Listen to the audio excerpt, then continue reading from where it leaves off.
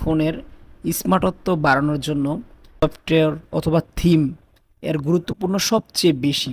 যেই ব্র্যান্ডেরই হোক না কেন, আপনার ফোনটা কত টাকা নিতে সেটা ডিমান্ড করে না, ডিমান্ড করে যে আপনার ফোনে কি কি ফিউচার রয়েছে, কি কি ফাংশন রয়েছে, এই বিষয়গুলো। এখন আপনি যদি একটা থিম ডাউনলোড করেন, সেক্ষেত্রে একটা থিমেতে আপনি অনেক অনেক ফ্যাসিলিটি পাবেন, অনেক অনেক ফিউচার পাবেন, যে ফিউচারগুলো আপনি শর্টকাট ভাবে কাজে লাগাতে পারবেন। পাবেন এইখানে ট্যাপ করে দিবেন।